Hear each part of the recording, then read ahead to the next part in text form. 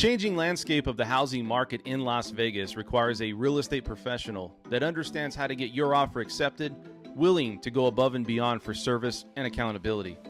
Hi, my name is Dan French, and I'm a California native that transitioned to Las Vegas 19 years ago. I've been in the real estate and financing industry for over 13 years. Most real estate agents struggle with answering their phone, returning phone calls, and overall structure running a solid real estate business. Many of my competitors do not have the knowledge of how to write solid offers to legitimately have your offer looked at, and they work with a commission-first mentality. I will roll up my sleeves and work hard to find the right home for you regardless of the time it takes. Please call me directly 702-557-6176 to start the process of finding the right home for you. I'm available 7 days a week for all your real estate needs.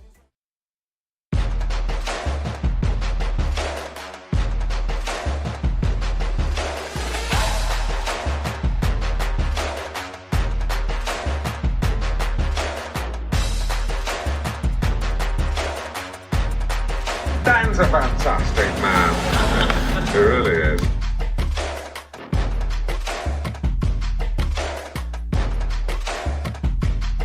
Ladies and gentlemen, please welcome. And what is going on, everybody? This is a live stream here on a Saturday. You guys know this is the French Workbench podcast. We're streaming live. I have my co-host here, Larissa's going to talk with me today.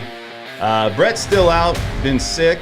Got some things going on, so he'll be back hopefully next week.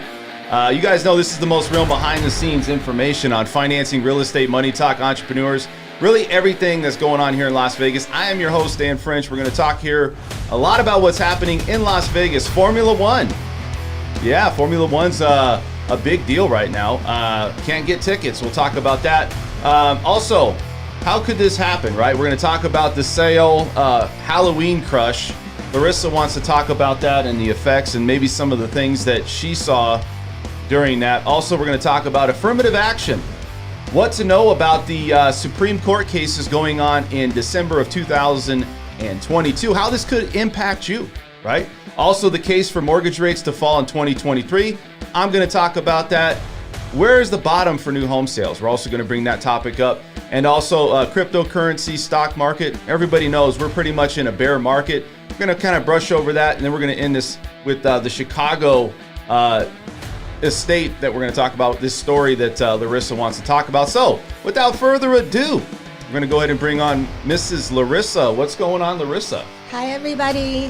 What's going on? How you been? Hi, everybody. Good morning. I've been great. Dude, were you out at the clubs last night? You weren't out at the clubs. No, not at all. I had Benadryl last night because I have terrible allergies and problems sleeping. Did you cook? Did you hear about they cook Benadryl with, or what is it like? Sudafed. Or is some type of? Yeah, it's Sudafed. It's Sudafed. I thought it was NyQuil. So to make the to make meth. Not to make meth. They cooked it in their food. Oh, what have you been up to? No, I watch shows. I watch those shows on National Geographic on like underground drug cartels. What are you watching? I'm curious. I'm a lawyer. I'm not doing drugs. I'm curious. Because there's some. Did you know that there's some professor out there that says that he encourages to do drugs? It's weird. I've heard of that. You've heard of that? Ketamine therapy, and they're doing MDMA and therapies. But yes, let's stop talking about drugs. The show's not about drugs. It's not about drugs. This is PG. Yes, absolutely. So let's go ahead and get right into it, guys. Folks out there, ladies and gentlemen. So let's get into this first topic. First off, anything new in your world? Anything at all? A lot's new in my world. Moving into the high-rise condo, so real estate show. So Vegas now has high-rise living. If you were in Vegas maybe 15, 20 years ago, there wasn't much high-rise living. Now we have Allure, we have Veer Towers, we have Queensridge Towers. Do you know any other high-rises? Mandarin has high-rise. So I have a girlfriend that used to sell those. Is this because you're saying people are interested in buying these high-rises? High-rises are more popular, but they weren't even available about 20 years ago beyond. They didn't exist. I know, but listen, so I think the big problem is that cash buyers, right? Finding an investor to buy into those high-rises. I'm even saying for people who want to live there, such as myself, now there's a market for like young people who want to live the high-rise life because now it's a lifestyle. Yeah.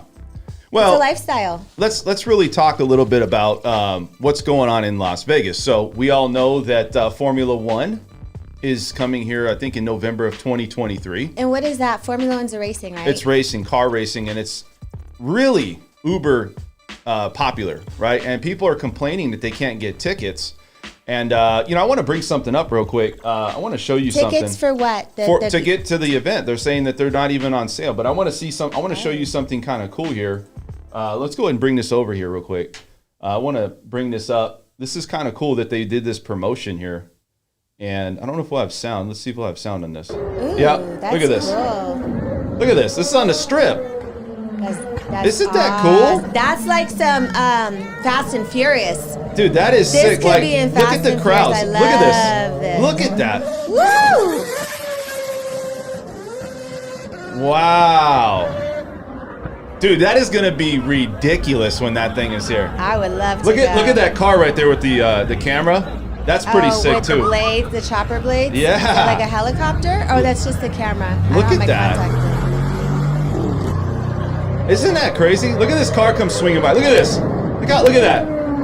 That is just pure power right there. I mean, even if you're not somebody that is in NASCAR or into Formula One, that should make you be a part of Formula One right there. That made me be a fan of Formula One. Like, wouldn't you like really like want to get into this? It's almost like this. I'm not into like real sports like hockey and stuff like that, but it's almost like, it's something you can't miss. You got to say you did it once, right? I mean, you're going to go, right? I would totally go. I would even spend about $500 to go because that's some once in a lifetime type stuff. To see those cars racing on the Strip with that background. Dude, yeah. that's I'm a fan now. That's crazy. So, anyways, this lady was complaining that she could not get tickets on online, and why? Because they're sold out, or they I don't haven't know if they're released sold them? out, but a lot of people are getting frustrated. Are they like about Jordans? Like everybody tries to buy them at one time, and then the system crashes. Yeah, it's the new thing. It's the new thing that's on the market right now. I mean, people want to go to this, and this is the first time in Vegas. They did it before. I think it was back in the 80s, 82. Really? Yeah, it was. This isn't the first time. It's just it's been gone for so long, and now it's come back. But to make it a part of the Strip. Could you briefly educate me on Formula One? Is this races all over the country, or? Well, it's all over the world. Okay. It's all over the world. So it's a very popular race car sport. I think. Oh, nice. I don't know. I would say NASCAR is popular, but I would say this is probably more popular because I think it's globally. Okay. So it does bring a lot of people. And Vegas does have a lot of people from different countries. Oh, yeah. Very diverse market. Very here. diverse. So yeah, I think that's one of the things I love yeah. about Las Vegas because I lived in the Midwest. Not as diverse. Not as diverse, huh? Oh, no. What part of the Midwest are you from? Well, I was actually born and raised here in fabulous Las Vegas, but I went to college and law school in St. Louis, Missouri. You did? I sure did. So you went to college in St. Louis, Missouri. What is the real difference like when you went to college there versus living here? I mean, it was a huge difference. People probably go to sleep early, right? I mean, the difference in culture? Just in general, like what is the difference in state? The difference just in the way that the culture is and the people, it's very segregated. There's not as much diversity. It's the Bible Belt. So people are very religious. A lot more people, younger people went to church and they weren't into the things that younger people in Las Vegas are into, like going to the clubs and the nightlife. And people there settle down and get married and have kids a lot younger. But it was beautiful. It was so beautiful there because it rained so much. It was so green. So I missed that. 100%. It was really green. So I don't know, man. Let's talk a little bit about what you've been wanting to talk about with these stories. The Halloween stampede. Well, so let's kind of get into that. So I also have a video up of this stampede here. So I want to bring this up, and it's really sad. But I want to bring this up. So we'll talk about the stampede here in a second. But let's jump over. I want to see this really quick. So this is what happened on the stampede. Crazy.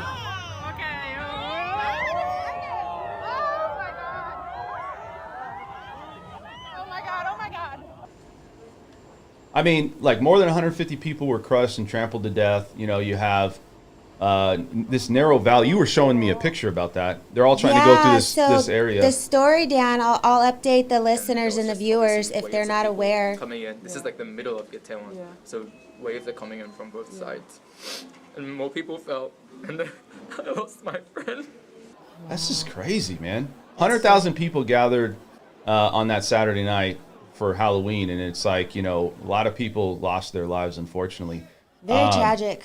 You know, I want to talk a little bit about it because you look at this situation and you think it could have been prevented. It could have been prevented. Let me tell you, it could have been prevented. As an attorney, if I was a plaintiff's counsel, let me tell you. Thousands of people have been taking Let's take this off. So what ended up happening on this? So talk to me a little bit about it. Okay, yeah. So for you and the viewers,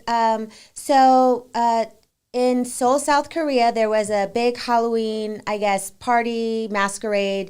100,000 people gathered in the streets of Seoul, South Korea for a Halloween party. And when it was over, the crowd tried to bottleneck through a very narrow alley. And that bottleneck just created a stampede, basically, of people. Mm-hmm. So how could this have been prevented? As plaintiff's counsel, when I filed my claim, I would say if the companies, vendors, bar owners, property owners knew and anticipated crowds of people, they should have employed crowd control and security. So was this in a main area, like as far as like a big city? So Seoul, South Korea is a major hub. It's a big city. I don't know the particular area of the city that it was in. However, what I do know is that either way, if you anticipate a lot of people, you need to have crowd control because this is foreseeable. This is totally foreseeable. So, but you got to think, I mean, they were a younger generation of people, probably looking to have fun. They were wanting to be out and enjoy Halloween. Apparently, this is a big deal in that country. It's a very big deal, South Korea. Well, yeah, and it was because 2 years of COVID, they didn't have this. So this was the first year of having it back. So a lot more people came out than they thought. Well, but I mean, you got to think that at some point, though, I mean, you can't just keep following the herd, right? I mean, right. I thought the same thing. Here's my thing is that something must have spooked them, or I don't know what it is, but at the same time, like somebody in those crowds, like some people in those crowds, I mean, there's 100,000 people.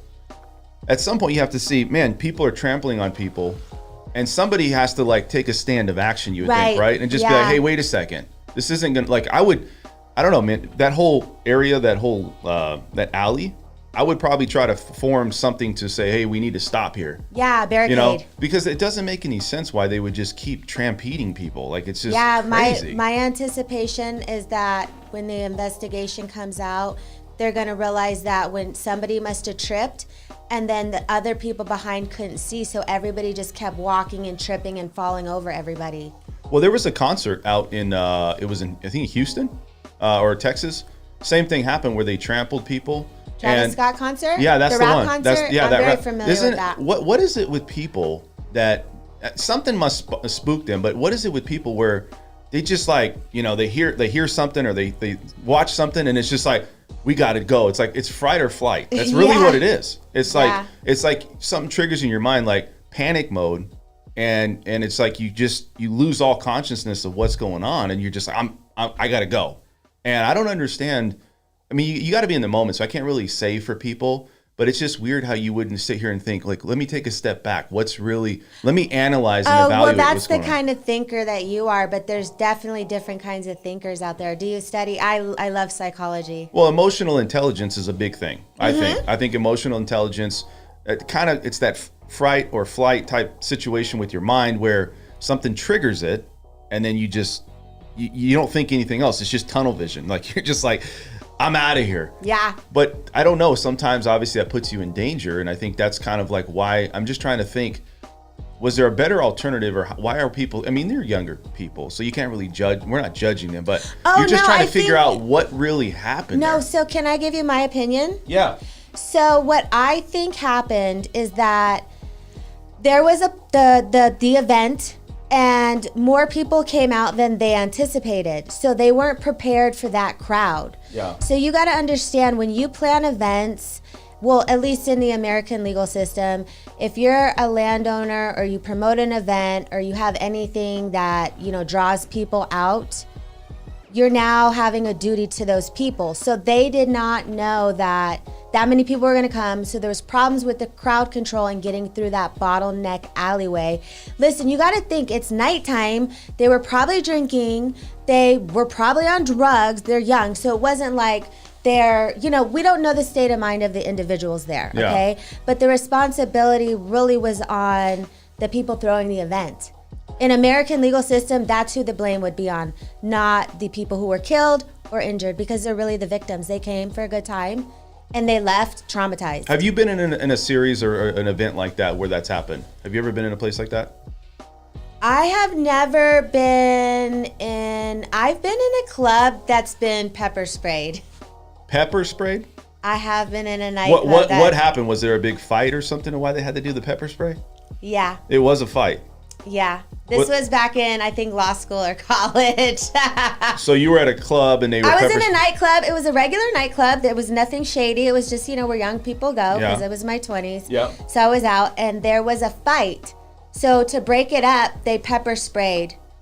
It wasn't bad that where I was like, I was coughing and we just had to leave. But yeah, that's part of crowd control. So security, they're trained in crowd control. That's a part of crowd control.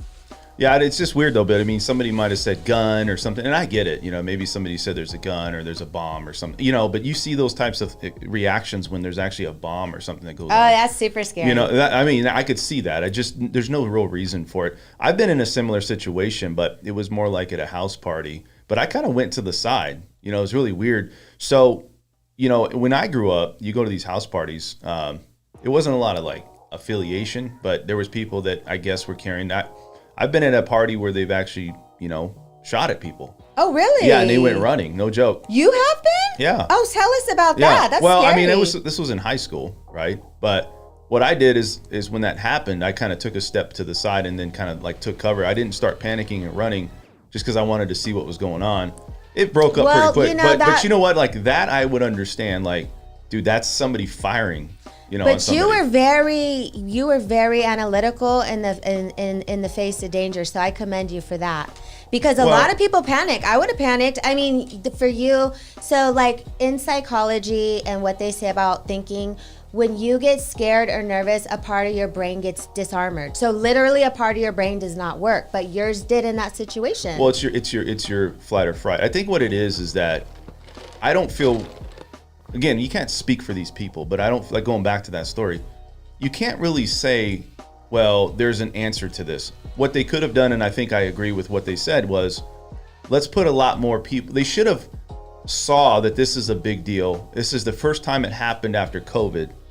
Probably should have had some security or some type of, and this is why people think like, well, why can't you just go, we just do whatever we want. Unfortunately, you can't control that many people. Right. Yeah, So they you said have to have- 100,000 Yeah, people. you have to have some type of like That's guidance or some type of Yeah, control. they needed crowd control. Control, you know? Because that includes like barricades, pepper spray, a lot of security. That's what they do when there's riots or they do, demonstrations. They prepare crowds here for that, and they get security. So yeah, that should have happened. It's so sad, but Yeah, I mean, it's sad, and I tell you, you know, looking back on it, you know, my opinion is I think that, you know, it's a learning lesson. Unfortunately, it's a really bad learning lesson for a lot of these people that have lost their lives, and it's unfortunate. But, you know, I think, you know, looking over here to our country, especially Las Vegas, I mean, we already have a lot of control, a lot of security, but it really makes, like when things happen, unfortunately, bad things happen.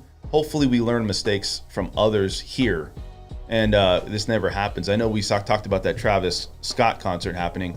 That was like a weird situation though, wasn't it? well, no, what happened in that situation, that particular situation, was he was performing and then there were fights and the crowd started to get aggressive. Yeah. And he kept performing. So their allegations in all the lawsuits is that he was negligent when he kept performing, knowing that the crowd was getting aggressive, because it escalated and there were people who were killed and there were people who were severely injured. So he's facing a crap ton of lawsuits. Like if you calculate them, it's like in the billions of dollars of what people are trying to sue for. Yeah, so I'm just saying, this like, crowd control is very important. Very important, especially with that many people. I mean, I don't think it was even on that level of 100,000. We got to keep moving here. So we're going to talk about the Supreme Court. There's two things going on. There's an argument in the Supreme Court here in December, and one is going to be on December 7th. It's Moore versus Harper, and this is the American election state legislation.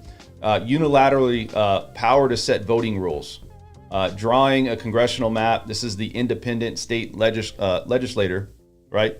Right. So talk basically, to me about that. The importance of that, just in a nutshell, basically voting rights are now going up to the Supreme Court because there's allegations in elections of unethical voting practices. And so, hey, it's going to go up to the Supreme Court. I'm not going to give any opinion on which side it is because I really don't touch politics with a 6-foot pole. But the significance is it's going up to the Supreme Court. Listeners, what do you think? Do you think that the Supreme Court should be dealing with voting rights? Well, let's talk about it. What's the impact on it? So because my understanding is this times, places, and manners holding elections should be determined by state legislatures. States have final word on rules on the federal, that they're saying that the states have final word on rules for federal election. So do you know how it works now, or you don't know how it works? Okay, so what they're saying is, so even if there's federal elections to elect, let's say your state representatives, so your House of Representatives and Congress, and then election of the president, what they're saying is states can basically create rules around how those elections can be held because there's a lot of laws around elections. It all comes from the Constitution. Right. So it's going up to the Supreme Court to determine whether the federal government or the state government should govern federal elections. So currently, the states govern the rules around voting, whether or not you need an ID. That's the biggest hot button issue because it was said, one argument is that people who are indigent or may not have means are less likely to have an ID, so it weeds them out from voting, okay? So there's all different types of opinions, and some people say it's conspiracy theories around voting.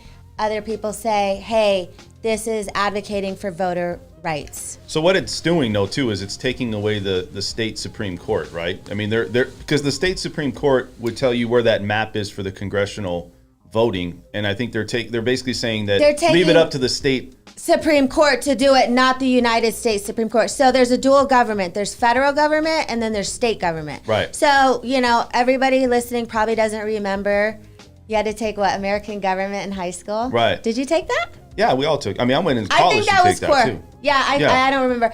I didn't even remember learning it. I don't know how I passed the class, but in law school, that's when I really learned how our government worked because, so anyways, yeah, so I think, no, you know what? My solution is I believe the federal government should mandate how the voters need to vote and mandate the rules around the federal elections because the states should not have a bunch of different rules depending on what state you live in. So you think that the state should have control, or do you think the government? You think the government? The United States Supreme Court, Congress. Here's my thing. Can make laws. And that's the question, is that if they give it to the state, what they're saying is that the state legislators and a lot of the people that represent the state, right, senators, people that are in power, they're going to use that power to get elected. That's what happened in Georgia. Do you remember? You probably don't know what happened. Did you know what happened in Georgia? Talk to me. What's happening in Georgia? No, what happened in Georgia.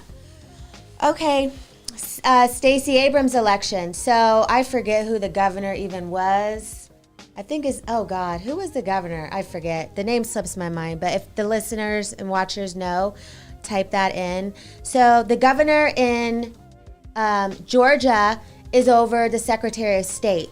He basically used his power in that position to unfairly influence the election for governor. So he ultimately won, but when the elections were going on, he was the Secretary of State. So he made rules around voting that benefited him. He was using self-interest, and it definitely was to the detriment of the other candidate, and then he ultimately won. So that's what will happen, and I agree with you, Dan.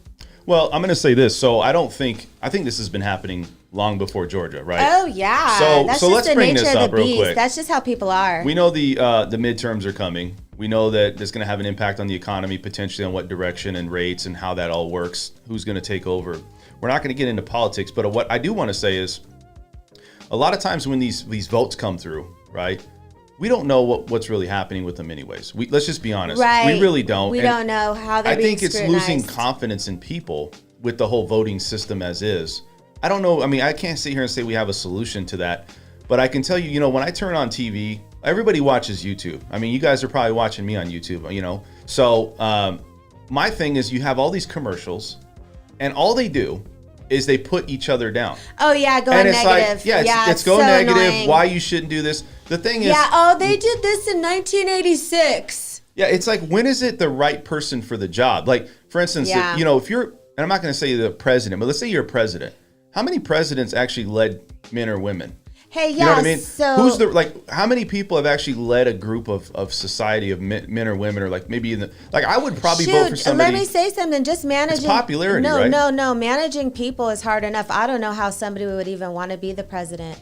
Because I had to supervise a few people at an office, and that stressed me out. It's crazy though.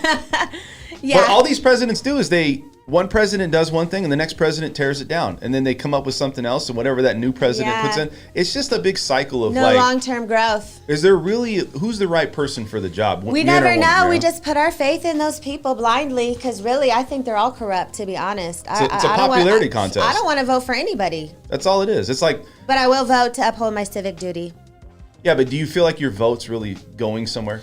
No, but I feel like it's just my duty, so I feel good at night that, that I did what I had to do. It's so crazy how passionate people are About certain things. just about things in their political view, right? Yeah. We're not going to get into religion, but political view is like, And religious people, but I don't talk about we're not going to get into that part of it, but I'm going to No. say they're very passionate.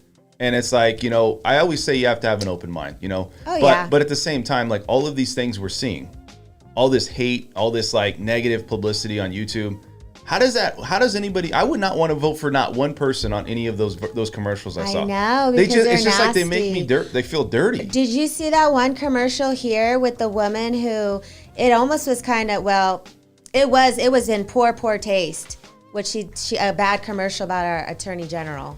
Let's So move I'm going on. to defend him. Let's move on to the next one, which is 303 Creative LLC, and this is on December 5th. This is a web designer does not want to require to design wedding websites for same-sex couples. Right? Oh, yeah. And this was in Colorado, and I guess it's against the law in Colorado to discriminate against that. Yet, I guess it's like freedom of speech or... No, or, I'm going to explain it to you because Okay. I'm familiar with. So in lawyer, I'm going to try to summarize this for you. So. Okay.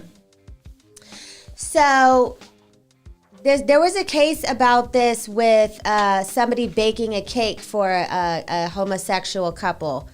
And I forget what state it was, but he wasn't required to bake a cake for a homosexual couple. So under your First Amendment rights, you have, freedom of speech and religion.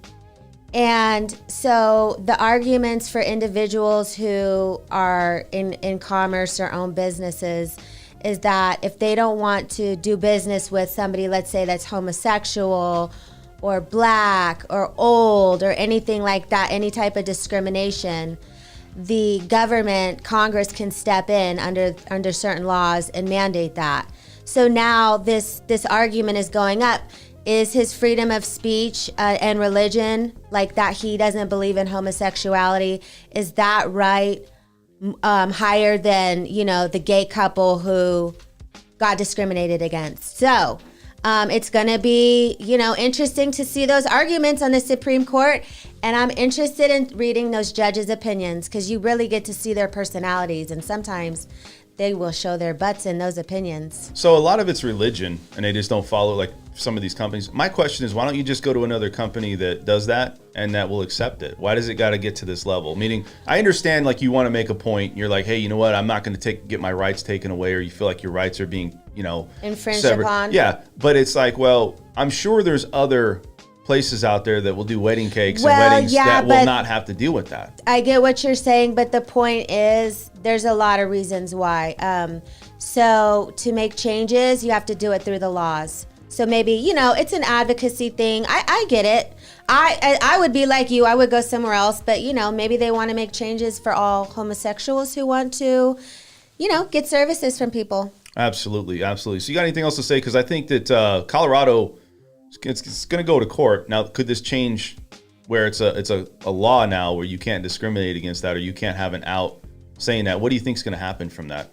Okay, so the argument's going to be, is your freedom of religion stronger than, their freedom as a protected class to not be discriminated against? And I believe the First Amendment rights to freedom of religion will prevail. For your argument's sake, that there are other individuals they could go to have them make the website, bake their cake, do whatever. So, we'll see. See what happens, right? Yeah, we'll see what happens. Let's move on. So we're going to talk today about this is the next topic here, is the case for mortgage rates to fall in 2023. So we kind of got into that a little bit. Fannie Mae predicted back in it was August that rates would come back down to 4.5% in 2023, and they're completely off. Like, I don't know where they came up with this data. That's not true. The Fed still, they raised the Fed's fund rate 0.75 of a point now. And they're still trying to get to that 2% inflation, which has no direction right now. Like I said, we're up 2.6% GDP in third quarter. So they were saying fewer homes that were going to be to buying, from Fannie Mae. They also said that they were going to wait till 2023. That's going to be the best time to buy. Well, we're over 12,000 homes right now. I mean, across, everything we see on the MLS. Rates are still soaring. A lot of people, there's a lot of economists out there and people in the mortgage industry think that, well, rates are going to be from 5 to 9%. I think it's going to be closer to that 9%. It could even hit double digits. And I've talked about this numerous times. But it's very interesting because I think with everything that's going on with the inflation report, and we talk about this all the time, mortgage rates are really a very sensitive topic for people. The 2-1 buy down, everybody says, well, that's the way out. You still have an all-in rate, a 28-year all-in rate after the first 2 years. Regardless, people just don't want to buy homes because rates are high. They're going to continue to go higher. I can't see what Fannie Mae and a lot of these economists are seeing out there that says rates are going to come back down in 2023. They would have to have a huge swing, right? It would have to have where you have the Fed going back in and buying, mortgage-backed securities and bonds at a very high clip. We don't see the data. And so I see rates continuing to go up. And I feel that 2023, if you're going into buying, you might want to start now to getting into a rate and buying a house now if you want to buy. I understand if you don't. We talked about it to nauseam about why you should or shouldn't buy a house, but I can tell you. Can you tell me why? Because some people, like, if they're just watching this show, they don't remember or don't know. So let's tell the watchers why in a few sentences, because I'm still debating if I should get a house after, or, this lease is up.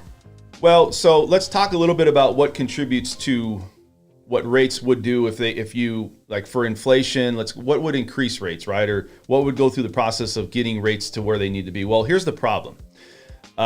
Weaker economic data. We're seeing that now. So we see weaker economic data, persistent inflation. We have larger hikes. We just saw the Fed's fund rate hike. Global uncertainty, right? Volatility in the stock market, geopolitical news, recession fears. You got employment, which is still very low. Supply chain. All these things play a big part. And all of those sectors are not doing well, right? There's not one sector that I talked about where there's not uncertainty in any of those sectors, right? So I just feel that rates are going to go up. Why would you buy today? Well, we know that rents have settled off, but rents in some areas have still increased. I feel if you have to buy shelter and you have nowhere to be, you still get into a house even at a 7%, because if it goes to 9, it may never come back to 7. And doing the 2-1 buy down, I understand. I have a question though, as a consumer. Yeah. Like, because some people watching, because everybody watching, I'm not really in the real estate industry. I'm a lawyer. So Dan's going to educate me. So how much more would my payment go up, like from what it was before? What was it, 4 or 3%? Like 6 months ago, what was it before? Well, I mean, a year ago. What was it? A year ago, it was mid-2s. Okay, and now what is it, 7? How much does that... Now, I mean, that's a huge difference. So how much would it make a payment go up, though? Because that's what people think about. It's a very loaded question because... Out of your budget. You have HOA payments. You have taxes on a property. Are you buying new, resale? Also, what type of... how much of a loan are you getting? So when you say that... okay. It really depends. Now, on average... what they're saying, $700 to $800 loss in home purchasing power. So that's the thing is buyers today have lost on average $700 to $800 in loan purchasing power if they're using to get a loan. So I understand why people are retracting. And the case to say that rates are going to go down in 2023, I just don't see it. I mean, I don't, and everybody's like, well, you don't want to, look, if rates go to 9, they're going to go to 9. I'm not going to sit here and say, well, Fannie Mae's right and it's going to come back down. Well, yeah, Fannie Mae doesn't have the data. The only other option would be renting, and that's still just throwing money away. Well, it's throwing money away, but at the same time, if you can't afford a payment today, then you can't afford a payment, right? Yeah. I mean, that's kind of how we look at it. But I can say that if you're looking to buy, let's say you're in the market and you were thinking about maybe I should or shouldn't buy, I can make a case that you shouldn't buy, right? But I can also make a case that you should. And when you should is, prices of homes are going to come down. They're probably going to come down another 10%. The only houses I see selling, the ones I'm selling right now, that are really getting, offers, upgraded turnkey, location, and ones with pools, people want that. They will not. Oh yeah, pools are hot. Well, they're always going to be. It's like a desirable thing. Especially if you have kids, because that's why I wanted a pool in my last place I was in. I love pools. And so when the negotiation comes to, it's like, well, you look at rates. Everybody always says now it's like part of the whole writing of an offer or the spiel is, well, my sellers are very motivated. Okay, what does that mean? Well, right, that's so vague. Well, here's what it is. It means that they're trying to come out and say, look, we're willing to give you closing costs to buy the rate down, right? The 2-1 buy down. Oh, okay. So it's kind of like a subliminal situation where they're saying, well, we're going to give you that, but also 2% closing costs, 3% closing costs. I've even seen people come in and offer 25 less than we had gotten the offer accepted, right? That's nice. So I just think it's a case where, yes, you can buy today, but it also has to make sense. And I think that if you're going to wait and say rates are going to go 9 to 10%, and you're going to wait, you're running risk because at that point you might even be bought out of the market even more. I feel it's going to continue to go up. We're going to be on the higher end. So I don't think that rates are going to do anything. I think 2023, and I'll just tell you, real estate agents, lenders, title reps, a lot of them are getting out of the market, and I don't see it getting any better. I heard they were getting out of the business. I think 2023 is going to be the same. I think it's going to be exactly the same market, maybe a little worse as we see this inflation news come through. But I don't know. I see that rates are just the death right now of real estate. They're the death of real estate right now. What do you think about all this?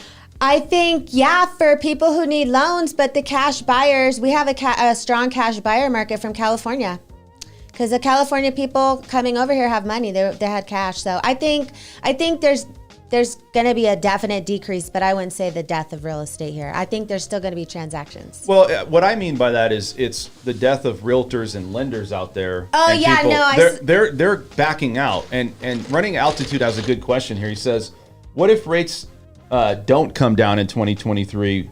What further impact will this have on the housing market? Well, I think what it's going to do is I think that you're going to see more homes come on the market, but people are going to be a little bit hesitant about even listing their home altogether. So you may even have a slow pace of listings. We've seen that already because where do you go if you're trying to sell? Why are you going to leave a 3 or 4% rate for a 9 or 10% rate? So I think that's going to have an impact. I think right now, 40% of the inflation problem is in housing. Right? The data that they've come out is in housing. That's crazy. So we have another 10% to come down. So I feel all it's going to do is even slow the economy even more. The only way we're out of this is if the Fed somehow goes back into buying those bonds. I know everybody says, well, that's not the thing because they're trying to get some of the debt off the books. Well, I mean, at this point, I don't see 2023 looking better. I see it looking worse. I think it being slower. Oh, really? Honestly, I do. Okay, well then maybe that would be a good time to buy. Like for me, because certain people so I would probably be a cash buyer. Yeah. So that would be the perfect time for me to buy because the rates are going to come, the price is going to come down because the rates are high. So look, I would be in the market to buy. Right. If the prices came down enough, because they went up way too much last year. What was the percentage it went up from like 2019 to 2021? Well, we saw Too huge numbers. I mean, we were up 20% last year. Yeah, so people were getting like 100 grand in equity. Well, and again, it's because of COVID. People had focused on that. They were still getting paid while they were staying at home. Oh, well, the California people moved here because they could work from home. Well, they've always, but here's what it did. It drove those types of buyers from California. Yeah. They have more time to focus. They're getting a check, or maybe they're not working. What are you doing all day? You're watching YouTube, right? You're maybe doing, maybe work from home, right? Yeah. I mean, you're focused on, now you have time. So I think that's why it was, and plus rates were still low, historically low. Right. And so I think it just really was a perfect storm to drive those markets. I don't think we're in that at all anymore. And now we're in more traditional market, right? And so I think that we're starting to see the impact of what the Fed and all this stimulus and things that's going on. They can't reverse it, and as much data and stuff that they show. I want to bring up another question here. So you see here, it says that it appears that, he said, it appears they may keep rates at a higher level for a longer period than anticipated. Yeah, I think they're going to raise the Fed's fund rate even more. And I think with all like the things I said, the inflation, right? Persistent inflation. You got large hikes from the Fed, global uncertainty, volatility in the stock market. We've seen that. Recession fears. A lot of this is on consumer confidence, and we're starting to see that people just are not confident at all, including the markets are not confident. Until the markets, all the economic markets are not confident in what the inflation numbers are reading, they're not going to do anything. That's why I feel, to answer his question, with those markets, with, stock market, you got, just the whole economic position that we're in right now. I think 2023 is not going to be better. The bond market, you're going to have Fed rate hikes still. So you're going to see a lot of problems there. I want to go over here and it says, are you seeing new construction pull back, or are they continuing to build as usual? No, they've completely pulled back. They're offering whatever they can to get rid of. What the new construction did, though, that was very smart, was they knew and anticipated that something like this happened in 2007, especially here in Las Vegas. So they always had like a process of, okay, once we see that happening where rates are going up, what they didn't do is they didn't overbuild. And I think that's really saving them right now. I think a lot of builders are looking towards the end of 2023, 2024, before we're in more of a balanced market. They're still going to sell, and you're going to still have builders still pushing product, but at the capacity that they were building at, it's really slowed down. You have anything to say about this, Larissa? That's kind of over my head. Yeah. Well, that's all right. I mean, but I'm you got the an lawyer, opinion. not the real estate person, but I love listening to it. You're not the. I mean, but listen, you have an opinion on it. So, I mean, you see this housing market. We saw this. Does it feel different? Does it hit different than 2007 and 8 to you? Oh yeah, because 2007 and 8 was because of fraud. This is just normal, normal cyclical economics. So, but yeah, no, this is different. I feel like it's different. It's not going to be the collapse, because the collapse in 2007 and 8 was based on all that fraud and those fraudulent notes and people who couldn't even afford to get those houses. Were you here then in real estate? Yeah, I mean, I've been in the real estate industry for 17 years, and here's my thing: is that I've seen all of it. We were doing the short sales, everything. That's what I should have bought. Here's why it hits different: is credit worthiness of buyers is good today. We don't have people that can't afford their homes. Right. Because it's not on the stated income. They're actually reviewing that the people can afford it. Right. So we had a credit boom in 2007 and 8, unlike today. Today, it's just we have a high number of inflation, and I think it's in contribution to what happened with the stimulus checks, COVID and everything shutting down, supply chain, all these things. This is, I think, unprecedented territory that the Fed is in, that they feel that they can really fix this problem. And science says that they can't. I wonder, like, who is fixing these problems? Because first of all, these are elected officials. We don't even know if they're qualified to make these choices. Like, if anything, I would want like people who went to Harvard and Berkeley and MIT to be making the decisions about what is going to go on in our economy. Because these seem like a bunch of, old baby boomers who are just... Who's this? The people making decisions for the in country? Congress, yes. Yes. Are you saying crotchety old men? And women. And women, yeah. The women in Congress are gross too. I'm sorry, but that's my opinion. So listen, that's kind of what, look, so let's kind of move on to the next topic I want to talk about. So where do you think home prices are going to end up in this year and going into next year? My prediction is that they're going to stay the same. I don't see a decrease in this last ending of the fourth quarter. Okay. I think they're going to stay stable because I think that Las Vegas in particular has a lot of unique variables that I think this time around, Vegas may do better than other markets because we still have people moving here for the Raiders, for jobs. We have events, even though the economy's screwy, we have people living here that are still making tips. So that's my prediction. Well, I think the tips, though, they can't afford the payment because the payment is too. Like there are still people who will. I'm going to say this: people in the tips, casino. Well, people. Okay, you have to be a cocktail waitress making 120 a year. I think 20, maybe 100 a year. Some of those bartenders make They a make lot. good Like money. at Wynn, on the Strip, Wynn, Paris, all those ones on the Strip, they're making money. So here's the problem that you run into too: is that they went back to work from COVID, and sometimes they just don't have a 2-year working history back from being a year off, year and a half off. I see that. So that's an issue. But Yeah, I that think, makes sense. So home sales, I feel, are going to continue to decline. I feel that we're going to, we've seen a huge decline since September here in home sales as rates continue to go up. I feel the home sales are just going to be another problem for 2023. Again, this is just the data we see up to right now. It doesn't mean it's going to be all through 2023, but if it stays the same way of what we see today on what's out there, I can't see how this housing market is going to get any better. What do you think? You don't think it's going to get any better, or you do? I do. I'm an optimist, so I do. You think so? I do. Why? Just from what I said, I think that people are still going to need to move to live in Vegas, and I don't know. So would you sign up for, if you had a 10% rate, you're buying a $450,000 house? I would not. Right now, I wouldn't buy. I'm a businesswoman first and foremost. I wouldn't buy anything on a 10% interest rate because that doesn't make sense to me personally, with my variables. But maybe somebody. I don't know. But yeah, I wouldn't do that. I would wait, and wait till the interest rate either came down or I could buy in cash. Maybe something small that's like 80 grand, 120, or I'm not saying some big home. Yeah.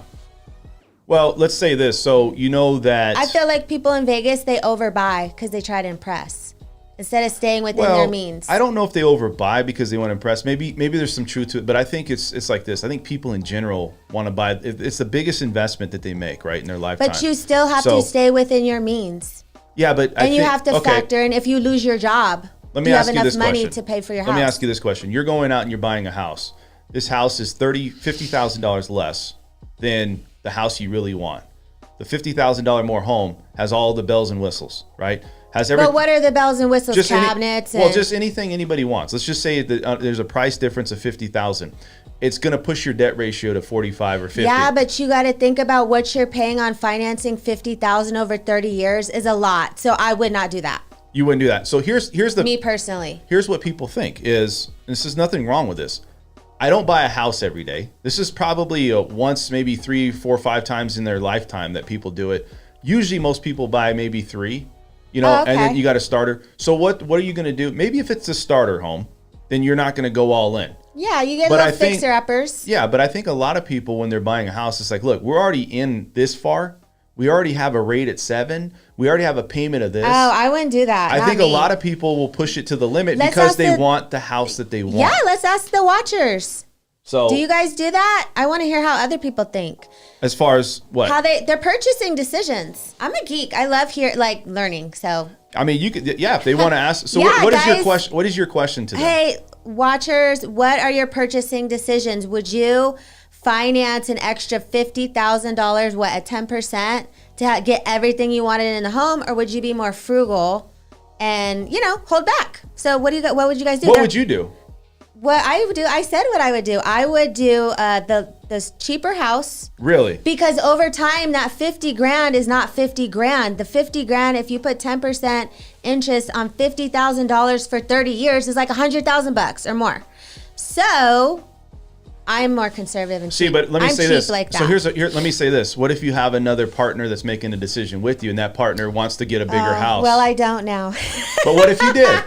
What if you did? If I did, then yeah, you got to make the decision See? as a team. Right. So what if that person said, hey, and whoever's, I want that $100,000 more of a home because I want to be happy where I live. And we might not buy a home anymore. And guess what? Rates might be at 12% in 5 years. Yeah. So why am I going to, if I can get it at 7 and I get get it. that. So maybe you're curving that payment on the fact that what if you try to buy the house that you really want Yeah. in 5 years, right? And rates are at 12%. It could happen.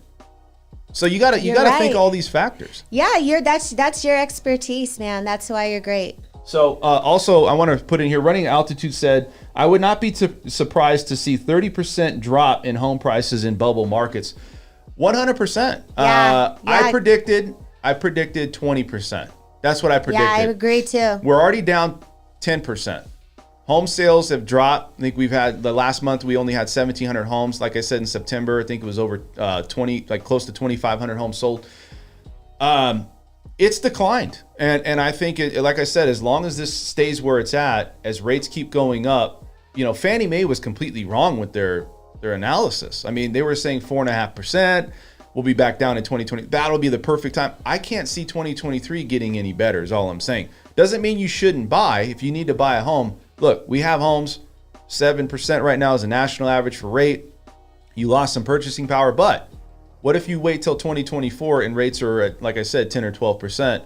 You'll be kicking yourself because if you do need to buy a house and now you're renting, unfortunately, you're not going to have that fixed payment. So there is cases where you can say, well, it might be better to just go all in. Are you happy with that rate? No. But and also too, I think a lot of people have to really mentally get sustained with they have to adapt to the new environment, right? That's kind of what it is, right? Don't you think so? I do. Like for today, like right now, if I told you, you had this mindset last year you're going to buy, rates were at 3%. Now you're like, hey, should you buy today? What would you say? Oh, I don't want to buy because... Yeah. Right? Be discouraged. Really? So yeah, maybe. Would you push it off? Would you say, hey, I'll just rent for now and just not worry about it? I would have to do the math on the renting. Yeah, because the renting's still throwing away money too. So, I don't know. These are all really things that people have to do a plan and factor it out and weigh all their variables. And if they go to somebody like you and they want to get a mortgage, you can help them with that, right? Absolutely. So, we're going to kind of go over into our next topic here. I agree with Running at Altitude. I think that there's even more room. I feel we're probably going to be in that 20 to 25 range. I think 30 may be there, but I think that might be a little bit pushing it. But I think that if it does, I can't see it going more than 30. But I predict it's probably going to be 20 to 25%.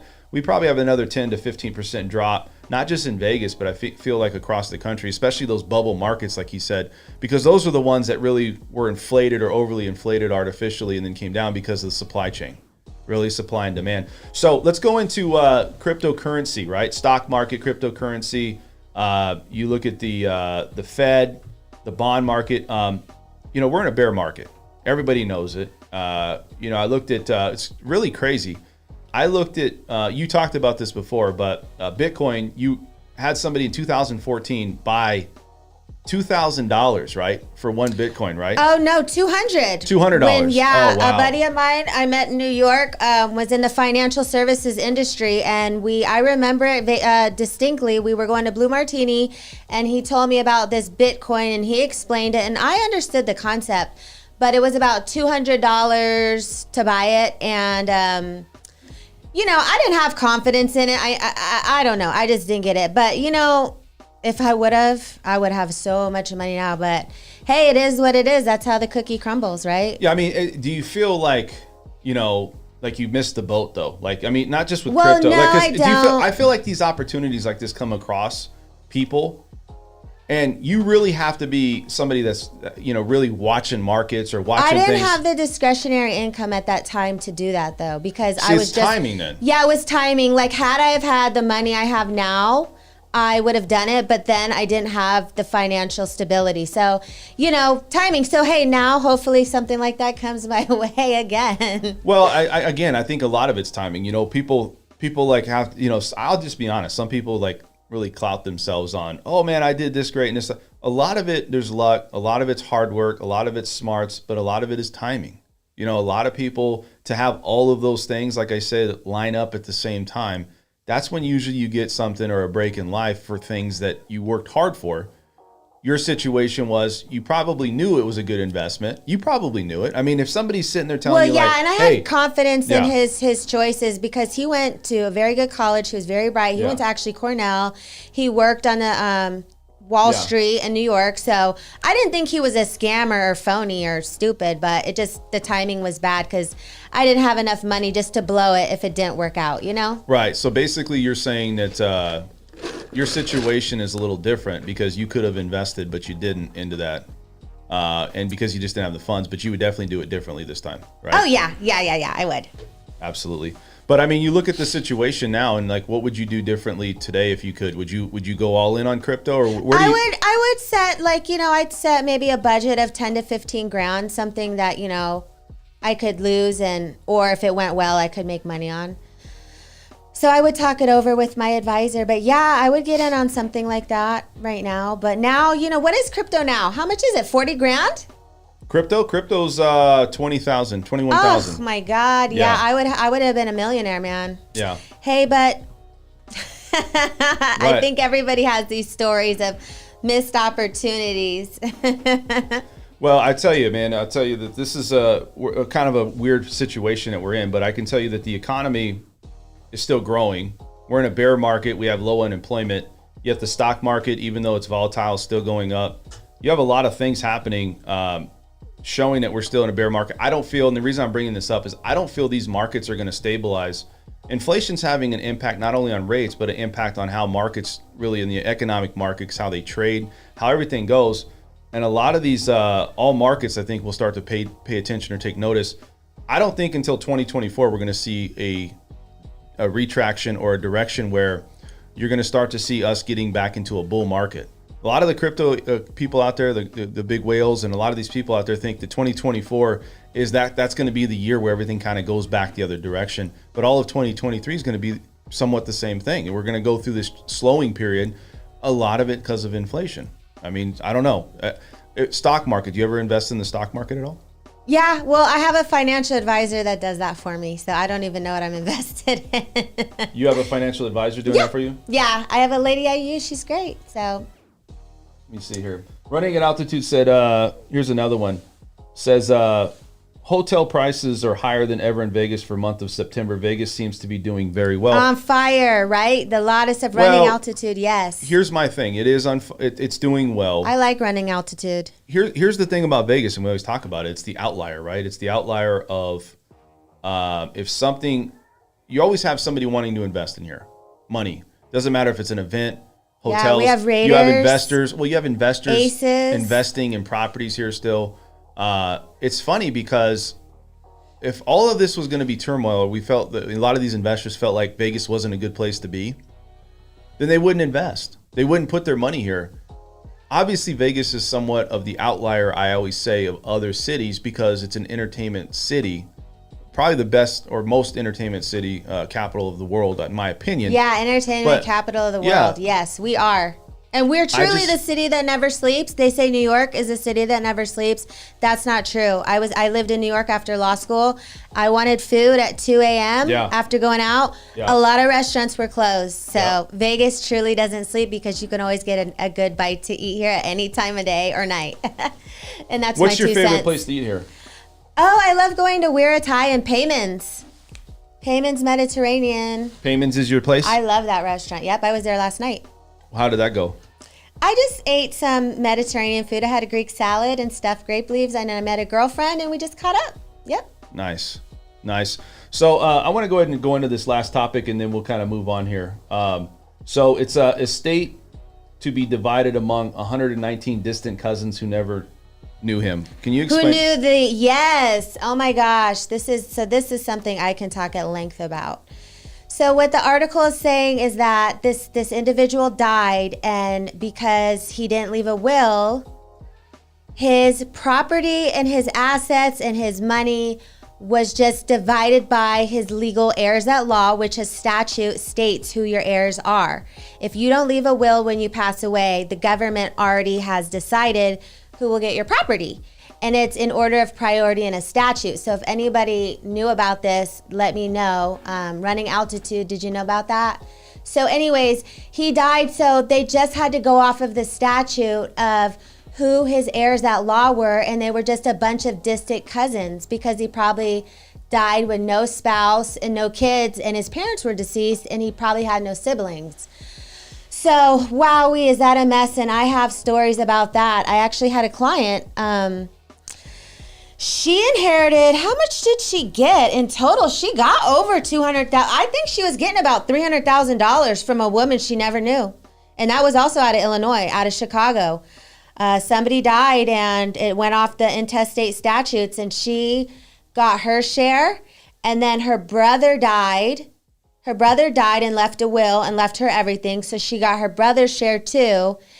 And let me tell you, in my area of law, practicing estate planning and probate, I really find out about people's family dynamics, and it's sometimes more interesting than a soap opera. I call it a telenovela. Telenovela? Yep. What is a telenovela? What is that? The Spanish soap operas, telenovela. Oh, really? Yeah, the Spanish dramas.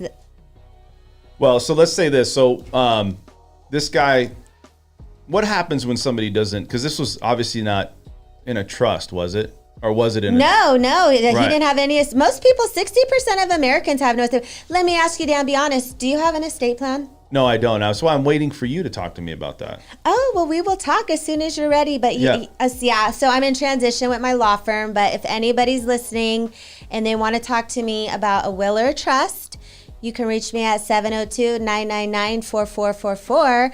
But Dan, yes, so if you do not have a will and your property's not in a trust or jointly owned, when you die, it will go to who the law says. So it listed a priority of people in his family that could have got his property, and it was left to all those cousins. So I've definitely had experience with this in my law firm of people not having wills or trusts, no estate plan, and then we just distribute property to people that probably have never even met the deceased person. Well, Crazy. So imagine if you just get a check. Oh, yes. You know what I mean? Yeah, there's people that get money for free. Oh, I got clients inheriting from a trust. Some are getting about over 200 grand from their rich uncle. Yeah. Wow. Yes. How do I sign up my name for that? Yeah, Daddy Warbucks. They're Daddy Warbucks. That's from Annie. Did you ever watch Orphan Annie? Yes. Growing up, that movie, Daddy Warbucks. He was their Daddy Warbucks. Yeah, I felt the same way. I'm like, oh, free money. Well, I'm gonna say this. So like, and it's very important to have a trust. But this 119 people, how did it go to 119 people? That's crazy. I don't really know. I mean, That's they just crazy. went off the statute, and I guess he had a big extended family. All right, guys. So anyways, we're going to go ahead and move into, I'm going to bring this up. We're going to quickly end the show here, but I want to bring up this calendar here that I have, or this sales, right? Closed sales. So we talked about this. We were just bringing up where are closed sales, right? Since all of March of 2022, this is just this year, right? Look how far we've declined on home sales. And I feel like we're going to continue to decline. You know, it's a big number, right? I mean, we started out, we were at our peak over here. This was back in March of 2021. I mean, I know it wasn't a peak, but we were selling 3,742 homes in a month, right? In the month of March. If you fast forward to March here, we're at 3,000. All of a sudden, when rates started to go up, right about that time, look at this. It's just a drop, right? Also, sales prices of homes. We're at 440. We're probably closer to like 435 because this is lagging. But I always say that, you know, this is definitely some information that people want to see, because I think that people make decisions on when is the prices of homes going to bottom, you know, what are rates going to do? All these things play a factor. New listings, right? Look at it's completely dropped as well. Why? Well, people don't really have a place to go after they list their home. And why would you want to take on, if you need a loan, which a lot of people, even if you sell your house and you get a nice lump sum of money, if you're going to buy another house, most people don't want to just sink all their money into a house because you can't get it out. So maybe they have a low loan amount, but still, I think rates are really, you know, pushing people back from actually buying into a house today. So you go on to that days on the market, right? We're at 27 days. What's the average days on the market? We're at 38 days. This thing's growing, right? And we talked about it. I mean, look at this. Ever since July of this year, you can always go back to May, but ever since really July, we've just increased on the days on the market. So everybody out there knows that, this market right now is completely like 360 degrees different than what it was last year, right? And then you look over here, 3.5 months supply. So what does all this say? It just says that, guys, the market is definitely slowing down. It's the time of year. People still are going to buy houses, but they're strategically waiting, maybe looking at next year. I'm just saying, if you're waiting till next year, here's my argument on it, is rates probably are going to go higher. Prices are going to come down lower, but rates are going to continue to go higher. How far can rates go up versus how fast the prices of homes come down? I don't know. It's going to determine on demand and the supply in the market. I feel that sometimes, though, to get a better rate is probably a little bit better for your position on your monthly payment. So if I was going to buy a home and I know I have to buy a home, or I'm looking to buy in 2023, I wouldn't say I would do it, but I would consider buying a home today because rates are probably going to continue to go up. Now, I also want to bring up, guys, if you guys don't know, I am a real estate agent out here in Las Vegas. So if you guys want to use my services, I'd gladly like to work with you guys. I want to bring this up. We have a new website, and I want to see if this website can come up here. I love it. Yeah, it's nice, right? So let's see if we can kind of increase the size of it. Hold on one second. So anyways, let's scroll down. This right here is, let me kind of bring this up here. Hold on. See if we can look at this site. Anyways, it's kind of small here. I don't know what happened here, but anyways, this is the new website. It's you can go to Vegas French Connection, right? And that's the new website. If you guys want to look for buying into a house, I think it's this. This is a great place to get started. And what I want to tell you guys is, if you guys are out there looking to get started on buying a house, French Connection, it has all the information you want on here. Vegas French Connection. It's my new website. I also changed brokerages. I'm now with Show Vegas Realty. I've left Key Realty. So I've done that for not just financial reasons, but also reasons to better help support my clients and give them a little bit more service. So if you guys are out there, you guys have any questions on finding the right real estate agent for you, give me a call. You have all my contact information in the comment section. Larissa, I appreciate you coming on. You have anything else to say? No, guys. Any questions, any legal questions you have at all, hit me up. 702-999-4444, Larissa@law.com, LARISSAAT law.com. I'd love to help you guys. Call, hit me up. All right, guys, that's it. This is the most real behind-the-scenes information on financing, real estate, money talk, entrepreneurs happening here in Las Vegas. I'm your host, Dan French. Like, subscribe, hit the channel. We're going to keep putting this content out. We decided to do a live stream because we want to continue to do live streams. I just get very busy showing homes on weekends and really taking clients and talking to them. So if you guys have any questions on anything that's going on, financing or real estate related, I'm your person to go to. Check out VegasFrenchConnection.com. That's my website, VegasFrenchConnection.com. It's a great place to get started. It has a link to everything you want on there, as far as my all my social media platforms, all my YouTube channels. That's it, guys. We'll see you guys on Tuesday. We have a great show. You guys want to make sure that you tune in on that. I believe we have a guest coming on Tuesday, and then we'll have Esmeralda back. Doug's going to be here. Great show on Tuesday. We'll see you then.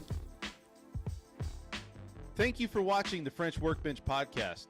You can find us here every Tuesday at 6 p.m. and Saturday mornings at 10 a.m. to find out all the information on real estate and financing here in Las Vegas.